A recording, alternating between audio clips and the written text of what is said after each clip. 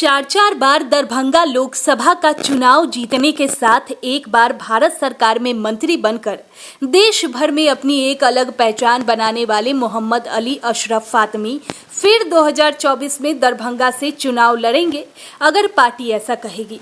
इससे फर्क नहीं पड़ता कि पार्टी उन्हें टिकट देती है या नहीं। रविवार को उन्होंने साफ तौर पर कहा कि चुनाव से पहले वो 501 जनसभाओं का आयोजन करेंगे। इसमें महागठबंधन सरकार की उपलब्धियों और केंद्र की मोदी सरकार की विफलताओं से लोगों से अवगत कराया जाएगा। तो क्या कुछ उन्होंने कहा, आप भी सुनिए। पत्रकार भाइयों का हार्दिक अभिनंदन और स्वागत है। आज मैंने आप लोगों को यहाँ तकलीफ इसलिए दिया है कि भारत सरकार ने जितने वादे पिछले 5 साल नहीं बल्कि 10 साल में दरभंगा के लिए किया, उसमें एक में भी कामयाबी नहीं मिल पा रही है। बड़ी सदमे की बात है कि बड़े अरमान से हम लोगों ने दरभंगा में बड़ी रेल लाइन लाए थे और फिर बड़ी रेल लाइन को चारों तरफ से जुड़वाया था। ट्रेन बढ़नी चाहिए, उसकी जगह पे घट रही है। और जो डेवलपमेंट इस इलाके में ट्रेन का होना चाहिए, एक भी ओवरब्रिज नहीं बना पिछले 10 साल में इन लोगों से। एक ओवरब्रिज बना था, फ्लाईओवर, याद होगा, वो भी हमारे ज़माने ही में उसका पैसा भी आ गया था, बन के तैयार भी हो गया। कम से कम 5 रेलवे ओवरब्रिज चाहिए दरभंगा को, और बजट में भी आता है, अखबार में भी आता है, लेकिन ज़मीन पर आज तक नहीं उतरा। तो एक तो रेलवे में कुछ नहीं किया इन्होंने। दूसरी तरफ आप आ जाइए, आप ले लें एम्स का मामला। एम्स के बारे में ऐलान हुआ, प्रधानमंत्री ने भी अपने मुंह से ऐलान किया पहले। ईमानदारी से बिहार सरकार ने पहले DMCH का एरिया दिया लिख करके, उसको भारत सरकार ने रिजेक्ट किया। फिर एक अलग से ज़मीन शोभन वाली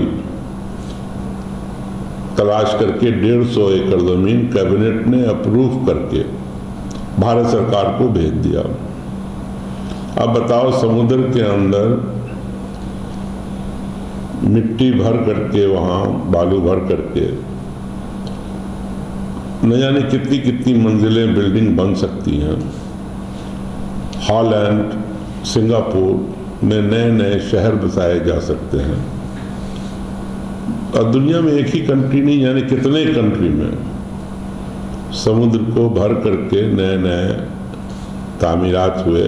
खुद हिंदुस्तान में अगर आपको बॉम्बे का इतिहास, मुंबई का इतिहास मालूम हो तो ये 7 टापुओं की जगह होती थी, और ये औरंगजेब के ज़माने में लीज पर पुर्तगाल ने इसको लिया, और फिर न जाने कितने शिप उसके अंदर पत्थर बालू भर भर के 7 टापुओं को एक करके मुंबई बना। और आज सबसे बड़ा शहर है हिंदुस्तान का, आर्थिक नगरी है वो, और वहाँ सब कुछ है जो हिंदुस्तान में बहुत जगहों पर देखने को नहीं मिलेगा।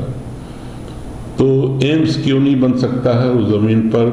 ये सिविल इंजीनियर हैं हम भी, हमें समझ में नहीं आया। सिर्फ मुझे ये लगता है कि भारत सरकार की नीयत ठीक नहीं है।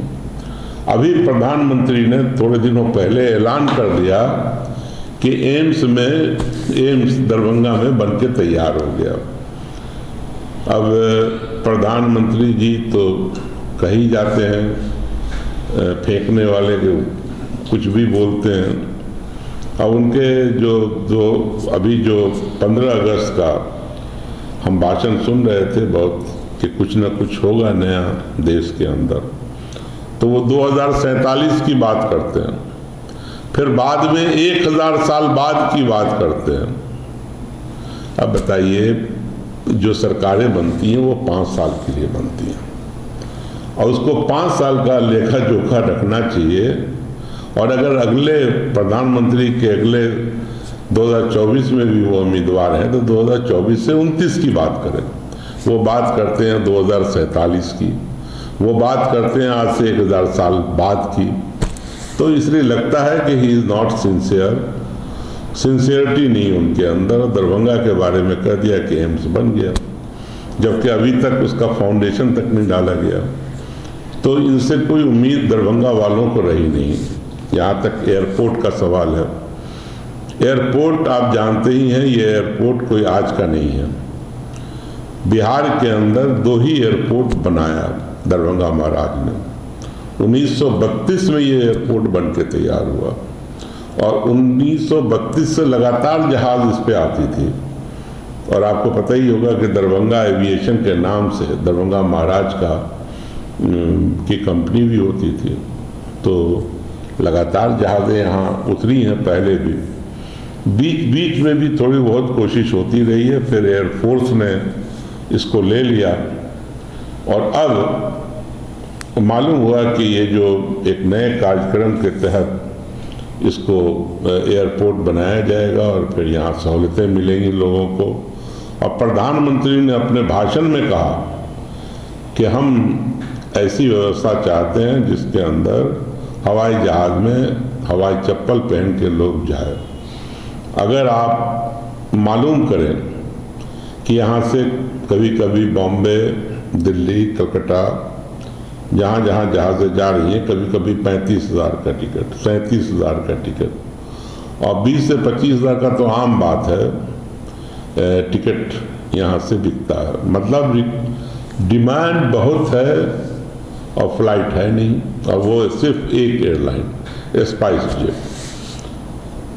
तो जब तक के यहाँ पर टर्मिनल नहीं बनेगा, जब तक के यहाँ पर शाम के बाद जहाज़ को उतरने की फैसिलिटी नहीं मिलेगी, जब तक और एयरलाइंस को यहाँ पे काम करने का मौका नहीं मिलेगा, तब तक तो यहाँ पर इसका एक्सपेंशन मुमकिन नहीं है। इससे फ़ायदा दरभंगा के लोगों को नहीं होगा। आज मुझे मालूम है दरभंगा के लोग पटना जा कर के जहाज़ पकड़ते हैं क्योंकि वहाँ से टिकट सस्ता होता है। और यहाँ पर सबसे बिजिएस्ट एयरपोर्ट होने के बावजूद यहाँ जहाज़ें नहीं हैं, तो जहाज़ की कमी है, इसलिए टिकट बहुत महंगा है। तो आम आदमी के रीच से ये जो जहाज़ है यहाँ का वो दूर हो गया है। मैं सीधा सीधी मांग करता हूँ कि बिहार सरकार ने, नीतीश कुमार जी ने ज़मीन भी उपलब्ध करा दिया है भारत सरकार को। इसको 24 घंटे यहाँ जहाज़ उतरे और उड़ान भरे यहाँ से, इसका इंतज़ाम करे और जितना जल्द हो टर्मिनल बना करके दरभंगा वासियों को, मिथिलांचल के लोगों को मिले। और मुझे नहीं लगता है कि ये कोई करने में वो सिंसियर हों, सीरियस हों। न तो अभी तक कोई, मुझे लगता है, न इंजीनियर बहाल हुआ है, न कोई कंसल्टेंट बहाल हुआ है। सिर्फ पार्लियामेंट के अंदर या अखबारों में ज़रूर सुनते हैं कि एयरपोर्ट को डेवलप किया जा रहा है। इसलिए हमारे यही मानना है कि इस सरकार से हम लोगों की उम्मीदें ख़त्म हो गई। जो बनी बनाई चीज़ें हैं उसको भी ये आगे नहीं बढ़ा पा रहे हैं। और एम्स की कितनी ज़रूरत है। मैं तो मुबारकबाद देता हूँ तेजस्वी जी को, जो कि अभी मंत्री हैं मिनिस्ट्री ऑफ हेल्थ के, स्वास्थ्य मंत्री हैं उनको, और ख़ास तौर से नीतीश कुमार जी को भी, जिन्होंने 2500 बेड का नया अस्पताल, उसी का एक्सटेंशन समझिए, DMCH में जो अस्पताल है उसका 2500 बेड का अस्पताल उन्होंने अनाउंस किया है, जिसके अंदर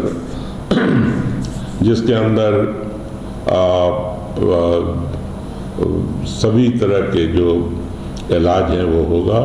और जो एक बहुत बड़ा कदम है, पटना के बाद, पटना में 5000 बेड का बन रहा है और दरभंगा में 2500 बेड का बनेगा, जो कि समझिए कि इस इलाका ही नहीं, यहाँ दूर दूर से लोग दरभंगा में आएंगे और अपने मरीजों का इलाज यहाँ से करा पाएंगे। और इसमें जो एक्सपर्ट लोग होंगे मुख्तलिफ फील्ड के, कोई हृदय का होगा, कोई न्यूरोलॉजी का होगा, कोई हर तरह के जो सुपर स्पेशलिटी है उसके डॉक्टर्स भी रखे जाएंगे। तो हम इनको बधाई देते हैं बिहार सरकार, खासतौर से नीतीश जी और तेजस्वी जी को, कि जिन्होंने ये इंतज़ाम दरभंगा के लिए किया है। साथ ही अभी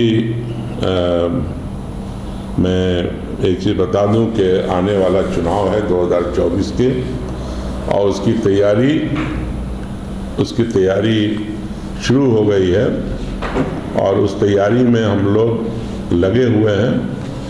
आप जानते ही हैं मैं जनता दल यू का राष्ट्रीय महासचिव हूँ, उसके हैसियत से घूम रहा हूँ सभी जगह, लेकिन मैंने एक स्पेशल प्रोग्राम बनाया है कि दरभंगा और मिथिलांचल के अंदर, इधर जो हमारे 3-4 ज़िले हैं, समस्तीपुर है, दरभंगा है, मधुबनी है, इसमें हम पूरी ताकत के साथ कम से कम 501 मीटिंग का प्लान बनाया है हम लोगों ने। छोटी बड़ी सभाएं करेंगे और उसको स्टार्ट भी कर दिया। आज मैं सहरसा में था और इससे पहले भी मैं मधुबनी गया था 2 जगह पर, फिर जाले में भी मीटिंग हुई हमारी। और ये रिंकू साहब हैं हमारे वार्ड काउंसलर, ये पूरा प्लान बना रहे हैं शहर का, जो कि बहुत जल्द ये अनाउंस कर देंगे और फिर हम लोग अपने उस मुहिम को बड़े पैमाने पर दरभंगा शहर से स्टार्ट करेंगे और फिर धीरे धीरे गांव तक पहुंचेंगे। अभी तो कार्यक्रम चल रहा है, उसमें मेरा हनुमान नगर के अंदर भी काफ़ी बड़ा प्रोग्राम हुआ है। और ये समझ लें, आपसे मैं बता देना चाहता हूं कि इसमें कोई लालच की बात नहीं है कि मैं एमपी का उम्मीदवार हूं या नहीं हूं, इससे फ़र्क नहीं पड़ता। ये सीधा सीधी गोल एक है कि जो सरकार दिल्ली में बैठी है और जो भाई को भाई से लड़ा रही है, भाईचारा ख़त्म हो रहा है देश के अंदर, महंगाई बढ़ रही है, बेरोज़गारी बढ़ रही है, सीमा सुरक्षित नहीं है देश का, चीन बिल्कुल सामने आकर के बैठ गया है। आज जो कुछ मणिपुर के अंदर हो रहा है, जो कुछ ट्रेन के अंदर हुआ, जो कुछ आज हरियाणा में जो घटना हुई है, तो ये सब दिखाता है कि जहाँ 2 इंजन वाली सरकार है वो सुरक्षित नहीं है। और कल फिर हिंसा हुई है मणिपुर के अंदर। तो सबसे जो पहला एम है कि एक अच्छी सरकार दिल्ली में बनाई जाए और उसके लिए हमें जितना भी योगदान होगा मैं दूंगा और काम करेंगे। लालच दिल में कुछ नहीं है। पार्टी अगर इस लायक समझेगी और अगर टिकट देगी तो ज़रूर लड़ेंगे, लेकिन मकसद है एक सेकुलर सरकार बनाना और देश के अंदर भाईचारा कायम करना, बेरोज़गारी दूर कराना, महंगाई दूर करना, और जो जिस गति से मुल्क तरक्की कर रहा है उसमें उस गति को ज़्यादा तेज़ करना, और सिर्फ सपनों का मुल्क नहीं बल्कि अमल वाला मुल्क की जिसमें चीज़ें हों, कंट्री आगे बढ़े, लोगों को सहूलत मिले, लोग मेहनत करें, मुल्क को आगे बढ़ाएं। बहुत बहुत धन्यवाद।